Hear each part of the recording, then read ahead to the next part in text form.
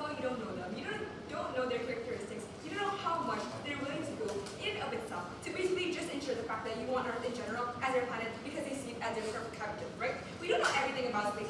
We don't know how armed they are, and we don't know how open they would be to any sort of diplomatic cooperation in the first place, right? If it's going to be possible with them like speaking different languages, for example, but let's just assume that for the purposes of debate, they can.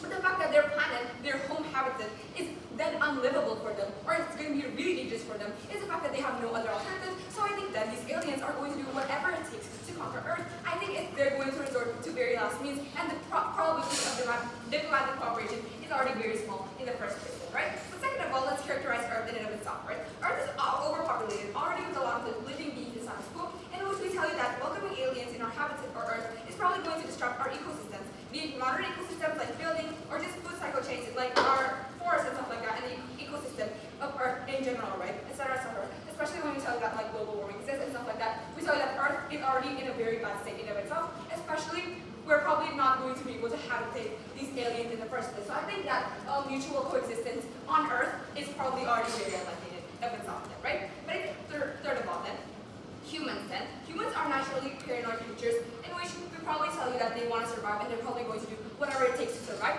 including armed preparation. And the fact that if you as a citizen in and of itself see that aliens are coming to destroy your planet or taking over the planet, you're probably going to be really, really panicked, right? So I think arguments then, first of all, I think... What kind of armed resistance are you going to do? I think we're just going to do preparations in general, or basically even take the offense in general. That's what the armed offense or armed preparation on our side will look like. It looks like us preparing bombs, preparing for a war with these aliens in and of itself. It looks like us researching these aliens' military power, what they're going to do to us, and basically just try our best to basically make sure that Earth is safe, to make sure that humans are safe, to make sure that like Earth doesn't get like any damage, especially to humans. It looks like us preparing like nuclear bombs or something like that, just as a last resort.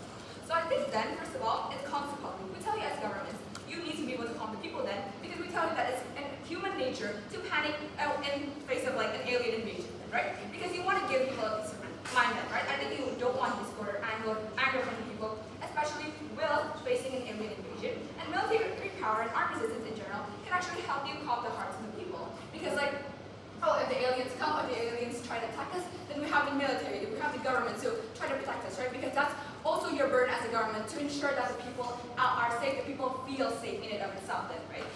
Or even if that's not fully true, public anxiety will still be worse on the opposition side, because you don't even know if they're willing to do diplomatic cooperation in the first place and how far they're willing to negotiate then. I think you as a citizen, or you as a member, or you as human in general, will have less peace of mind. You will be more panicked when you have no preparation, you have like no armed defense, or your Earth doesn't want to take offense in general to stop these alien invasions. It will give you like a very little peace of mind in and of itself, right? Especially when you tell you that the likelihood of diplomatic cooperation succeeding is already very little in status quo. Yes. I think you are lying because society will not stay on your side. Why? Because you are the first actor that start war. How can you protect them? I think that let's say that I think in this context specifically, we don't know if we do engage in war with them, we're going to win or lose in the first place. Then, but I think it gives your people a peace of mind at least. It gives you preparation, and maybe and maybe it can even deter the aliens if our military power is like stronger than them or something like that. It basically just makes it so that it tells the aliens that Earth is not to be messed with, Earth is prepared. Then, right? And I think this is also a really, really important aspect of negotiation, right? Because you have power, you get control, you get basically bargaining power in general or in these aliens, which is necessary for any sort of cooperation or negotiations to happen in the first place.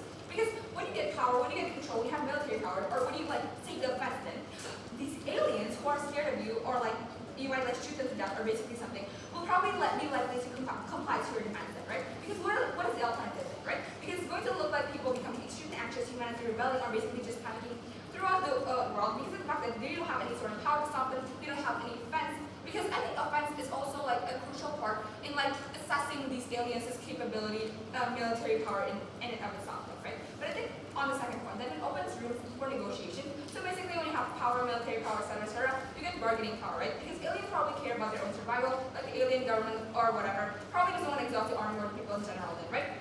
I think since both sides want to avoid casualty in the first place, then negotiations can only happen when we take the upper hand, when we fight them, or we get like when we take the offense, or we do armed resistance. When you as a race have military power and will do armed resistance. Because I think it's also going to be like assuming that these aliens are similar to Earth humans in characteristics. I think you also don't want casualty, and I think you also want to do like whatever it takes to also stop your people from dying, to stop like your race from being like extinct or something like that. Especially when the whole reason they moved from their alien their previous planet to the human planet in itself is to ensure survival. So I think that if we take the upper hand, I don't think the aliens are going to like be more likely to attack us, or basically they're just going to be like less incentivized to attack us, or going to be less more cautious in like their way of like negotiating. So I think when we prioritize armed offense in general, it's going to be just better, even if you want to do negotiations. And also because of the fact that you have to assess their military power in general, you have to assess their intentions as well to, like for example, if we attack them, right? I think last resort and deterrence then. I think as a last resort, in case the aliens try to attack on site, or basically the aliens are nearing, and they just have no sort of like wanting to do diplomatic cooperation or negotiation in the first place, when you have military power, or when you just take the offense in the first place, right? It can act as layer of deterrence, or basically deter these aliens from Earth in general, or basically just make sure that these aliens don't take the upper hand or attack first, because again, because of the fact that it's going to cause cultural turmoil, because it's going to just basically like be really bad on Earth in general, or maybe because, or maybe when we attack them first, these aliens will just feel like Earth is not something to be messed with, and they're just going to go and find a new planet, etc., etc. Right? But I think why is the first offense justifiable, or why is basically going to be better on our side, is the fact that first of all, you need to assess these alien capabilities and their intentions, especially to attack. And second of all, it can deter these aliens in general to like basically not attack Earth in general. Or basically, third of all, it gives your people a peace of mind. It gives your people and society in and of itself gives Earth and humans a peace of mind, so they don't just like go panic, full on panic, and like rebel against the government, or just feel like, because it's also your responsibility as a government to make sure your people feel safe. That's all.